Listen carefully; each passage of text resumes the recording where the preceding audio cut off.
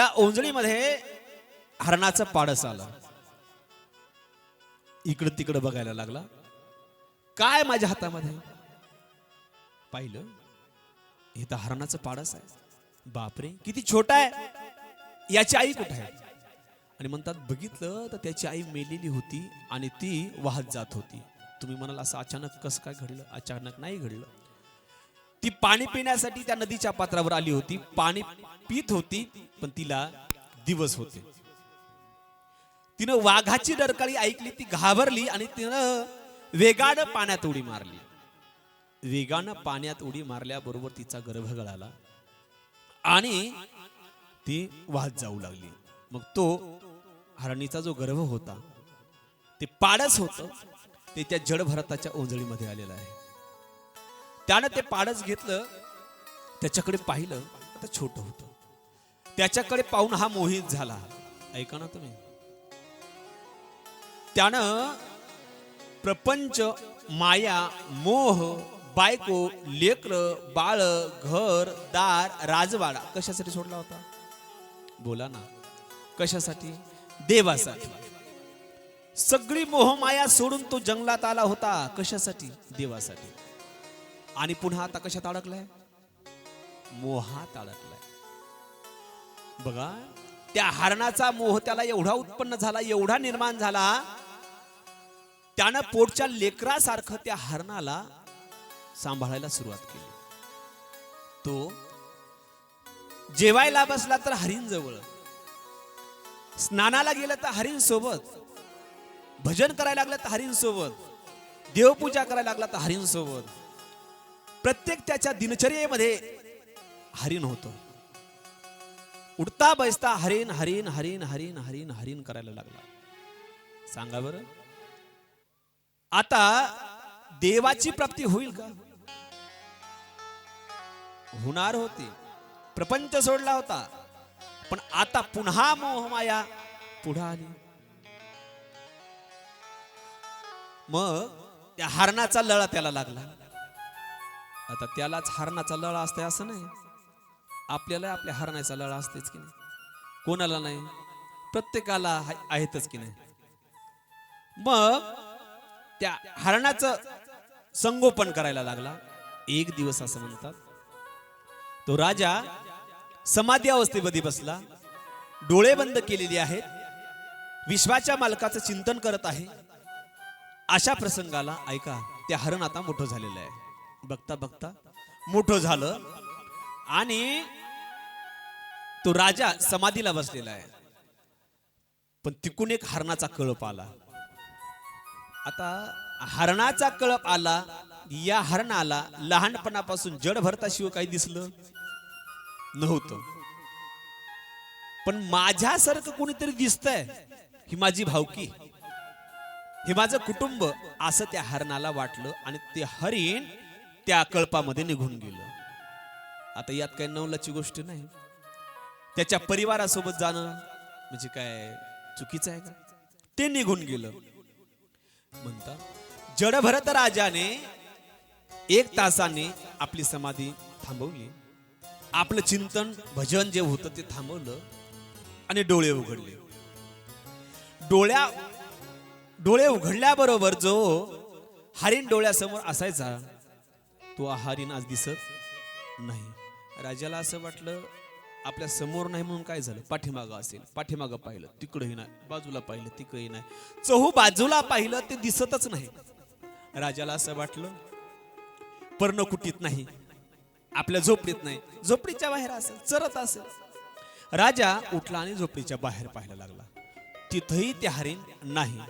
तुम्हाला सांगतो, त्यानं सगळा तो परिसर पिंजून काढला, पण ते हरिण काही त्याला सापडलं नाही. मग हरिण नाही सापडलं. राजा थोडा वेळ शांत होता, पण नंतर त्याला त्याच्या हृदयाची घालमेल सुरू झाली, मनामध्ये घालमेल सुरू झाली. बापरे, माझा हरिण कुठे आहे? माझा हरिण कुठे आहे? माझा हरिण कुठे आहे? माझा हरिण कुठे आहे? काही गरज होती का? काही गरज नव्हती. काही अर्थार्थी काही गरज नव्हती. गेलं तर गेलं, पण माझा हरिण कुठं गेलं? त्यानं अट्टहास धरला. माझा हरिण मला सापडलं पाहिजे, माझा हरिण मला सापडलं पाहिजे, असा अट्टहास करणारा राजा व्याकुळ झाला स्वतःचं अन्न पाणी बंद केलं. बघा, याला म्हणतात थोडक्यात विनाश आले विपरीत बुद्धी.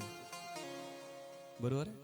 देवाची प्राप्ती होणार आहे, ते दिलं सोडून माझ्या हरणाचं कसं होईल असं म्हणता म्हणता म्हणता राजानं अन्न पाणी सोडलं. बरेच दिवस झाले राजा झोपडीमध्ये पडून राहिला. आता राजा मरणार आहे, कृश झालेला आहे शरीर त्याचं. अन्न पाणी, त्याला हातपाय त्याचे असे उचलता येत नाहीत, जवळ कोणीच नाही. पण ध्यास एकच, माझ्या हरणाचं कसं होईल, माझ्या हरणाचं कसं होईल, माझ्या हरणाचं कसं होईल, माझ्या हरणाचं कसं होईल. मला सांगा, त्या राजानं चिंतन केलं. कशाचं? हरणाचं. आता चिंतन केल्यामुळे झालं काय? त्याचं भजन बाजूला गेलं. आणि म्हणतात चिंतने चिंतने तद्रुपता. आपण जर एखाद्या गोष्टीचं चिंतन केलं ना, ती गोष्ट आपल्याला प्राप्त होत असते. म्हणून चिंतन चांगल्या गोष्टीचं करावं. ऐका, त्या राजानं माझ्या हरणाचं कसं होईल, हरणाचं कसं होईल, हरणाचं कसं होईल असा विचार करत असताना त्याचा जीव गेला. आणि जीव गेल्यामुळे त्याची वासना त्या हरणामध्ये राहिली. बघा, जन्म घेणे लागे वासनेच्या संगीन, तेची झाले अंगे हरिरूप.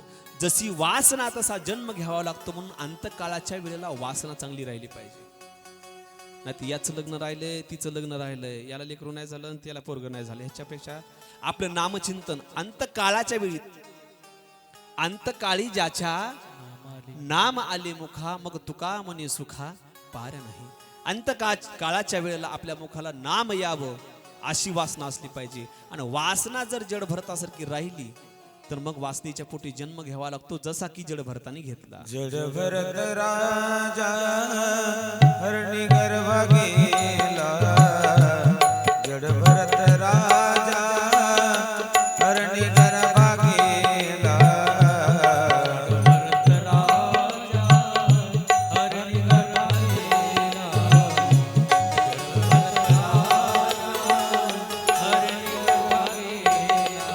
घाला तो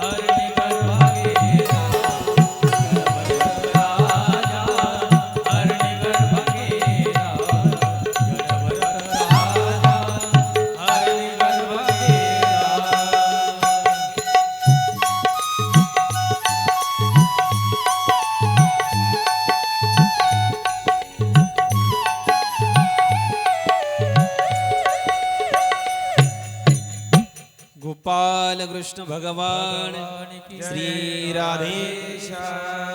त्या जड भरताची अवस्था काय झाली, जसं की संत महात्मे सांगतात, जन्म घेणी लागे जड भरत राजा हरणी गर्भा गेला, घाला तो घातला वासनेने.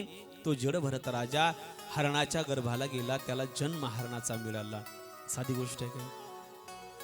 बघा, मग त्या राजाला आता हरणाच्या जन्माला गेल्यावर भजन करता येईल का? भजन कोण्या देहात करता येतं? याची देही घडे देवाचे भजन. अनेक हे ज्ञान